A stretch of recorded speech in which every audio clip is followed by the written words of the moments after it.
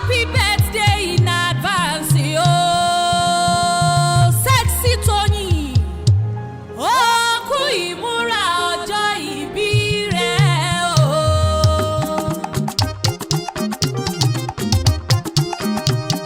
Ọlọ́jọ́ ìbí tó ń bọ̀ lọ́nà ìjọ ti yá.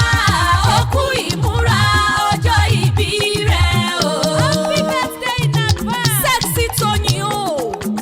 Tóyìn Ọ̀ṣunbànjọ máa gbẹ́sẹ̀ lọ́kọ̀ọ̀kan. Máa gbẹ́sẹ̀ lọ́kọ̀ọ̀kan. Ó ní happy birthday in advance. Ìjọ ti yá.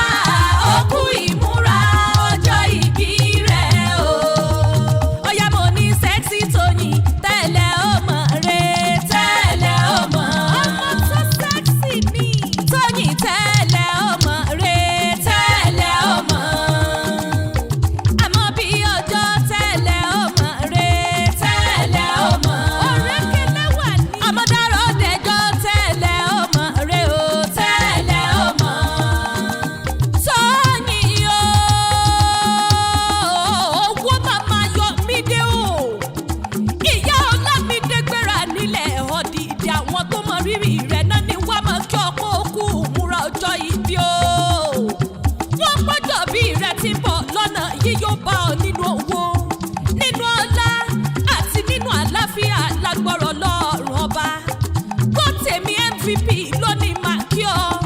Dèjì CFO, Ṣọlá, Toy Money, Dollar Dose, Mercy Sugar Mama, Mariam àti gbogbo àwọn olólùfẹ́ rẹ̀ nínú community náà ni máa kí ọ̀pọ̀ kú múra. Wọ́n pè àṣẹ ìṣàmọ́dún ọdún ayọ̀ lọ́sìn máa ṣe. Ojúlówó ọmọ wọn ní Ìlàlà o. Ìlàlà ní sẹ́lẹ̀ bàbá rẹ̀ ọmọ Ìlàlà ọmọ sọ̀rọ̀ gẹ́lẹ́ bójú ògbé. Ìgbé kì í rò ẹni àwí fún ní ṣekú pa ni.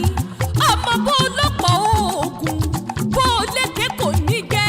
Inú rẹ̀ jẹ́ gorí lọ nílé bàbá rẹ̀. Ọmọ kúkú dùkú ṣe wé gẹ̀rùgẹ̀rù ọ̀pọ̀ oògùn á sì máa rú mọ́ gàlégàlé. Oògùn tí ó jẹ́ nílé bàbá rẹ̀ wé rẹ̀ lókù kan. Ọmọ Ìlàlà kì í ṣèkà, ọmọ Ìlàlà kì í ṣebi. Ẹ̀yin lọ́ máa kọ mọ́tìkà lẹ́yìn. Ọmọ àdúró gbọ̀ngbọ̀n lójú aṣọ òótọ́. Ìlàlà á níbi wọ́n ti ń ká ọ lábí ilá. Níbi owó gbé so bí igbá. Ẹni bàbá wọn dé làlà àbá wọn lọ́lá. Àbá wọn lówó. Àbá wọn láìkú tí ń ṣe baálẹ̀ ọ̀rọ̀ rẹpẹtẹ nílé bàbá rẹ̀. Sexytoyeen ọkú múra ọjọ́ ìbí o. Happy birthday in advance yo.